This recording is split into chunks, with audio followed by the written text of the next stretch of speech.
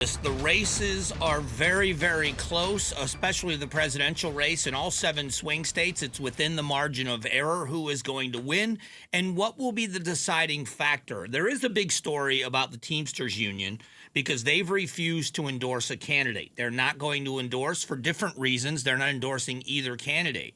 But Karen Travers from ABC says this is a big deal, not just to the Harris campaign, but also to the Biden administration. The decision by the Teamsters to not endorse in this election isn't just a blow to the Harris campaign, but also to President Biden, who's proudly declared himself the most pro-union president ever. The Teamsters backed Biden in 2020, and he's returned the favor, putting union labor at the heart of his economic policy. 2 years ago, he provided $36 billion to shore up union pension plans, preventing drastic cuts to the retirement income of roughly 350,000 Teamsters workers. Without that assistance, Teamsters members could have seen their benefits slashed by 60% in the coming years. You know, and I think this is, maybe I'm completely wrong. I've been so wrong about so many things when it comes to elections. For as much as I've learned and as much as I know about campaigns and elections, I've been really wrong a lot. Maybe I'm wrong. Maybe people are not concerned about the issues. Maybe in the end, it doesn't matter. What I mean by that is maybe you're making your decision based on your interpretation or impression of a candidate versus what they can or will do. Because there's a lot of promises people make that there's no way that they can keep. It's one of the issues I see in local politics all the time. You have somebody running for an office and they tell you, when I get in this office, this is what I'm going to do, and this is what I'm going to do, and this is what I'm going to do.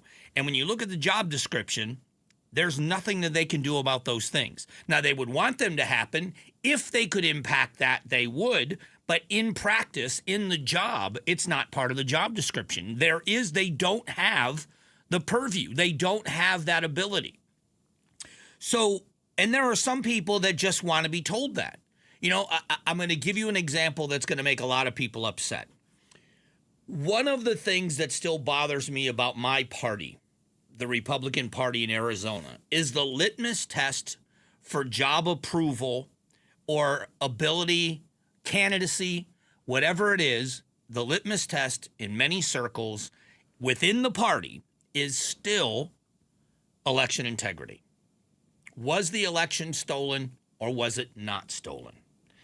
And unless you're going to stand in front of that group of people and say the election was stolen, they don't care what your qualifications are for the office. And in many cases, your office would have no bearing on whether the elections were stolen or not and how to fix it if they were. But they want to hear you say it. And they want to hear you stand up there and say, we're going to get to the bottom of this. And there are legislators that have made tons of money nationally with fundraising emails saying, you got to send me some money so that we can get this election overturned, when they knew they couldn't. And to prove that they knew that they couldn't, they've never proposed one piece of legislation to overturn the election. But the fundraising and what I'm going to do. So maybe I'm wrong. Maybe people don't care about the issues. And I wonder if that's the case. Hillary Clinton says it's a double standard to ask Harris about her policies. Hillary Clinton told journalist Kara Swisher she doesn't have to do it. She doesn't have to do it, Kara. I'm going to just cut to the chase. In fact, she put out policies on her campaign website. Anybody who's truly interested can go and read them. She's referenced policies. She actually doesn't just have policies and concepts. She has plans about what to do. She says, I think, it's a double standard. And it's a double standard that is partly because they are still getting to know her, but also because they're still grappling with the idea like, oh, am I really going to vote for a woman to be president and commander-in-chief? That, again, this kind of behavior is ridiculous. I said this about us as Americans. The idea that we're not going to vote for a woman is stupid. We've got a woman governor, and she's not the first. Matter of fact, there have been four women governors in Arizona in the 30 years I've lived here. 4. We have a woman that's an attorney general. The list goes on. It's ridiculous. The American people in 2008, which was only a short time removed from 9/11, we elected a black president named Barack Hussein Obama. Twice, not just once. This ridiculous continuation that Hillary Clinton lost because of the Russians, America wasn't ready to elect a woman. Maybe, just maybe, it was during that campaign, the word association, when people asked, what one word would you use to describe Hillary Clinton? The most common from both sides of the political aisle was some form of the word liar. Nobody trusted her. Maybe that's why we didn't vote for her. And if people have questions about Vice President Harris, maybe they have questions about her because she's not answering. If you haven't watched the internet recently, she was asked a question in a local interview, not a nationwide interview, in a local interview. She was asked a question about specific examples of what she would do to lower prices and bring down the cost of living. And she started off with, well, let me start with, I was raised in a middle-class family. She brought in firefighters and teachers and people that care about their lawns. That's what she did. The answer was so long that when Julia cut it up for me, we had to be in two parts. It was 1.5 minutes long, and she never gave one specific answer about what she was going to do. So much so now that it's become a joke on the internet. No matter what it is, when they ask somebody, are you guilty of this? Did you do that? The caption on the picture is, well, let me start with, I grew up in a middle-class family.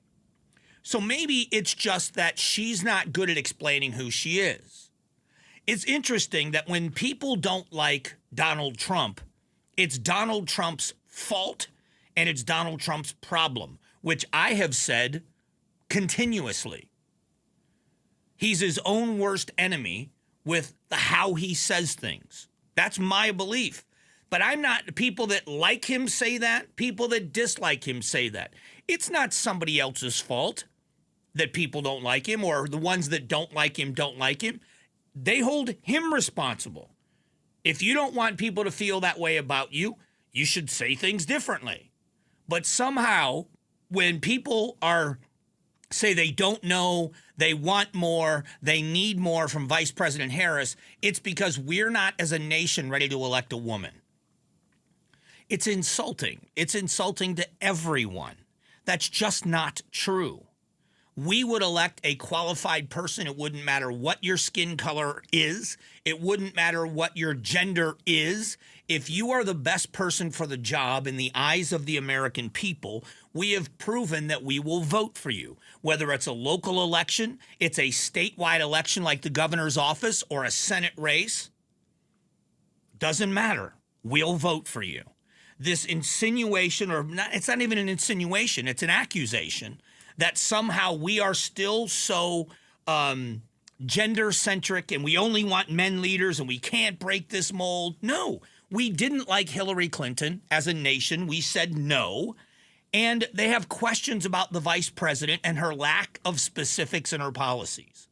Stop blaming everybody else for what you are not accomplishing. Thanks for watching the Mike Broomhead Show. Tap to watch the first season of Amazing Arizonans, a KTAR News podcast. You can also click the button in the middle to subscribe.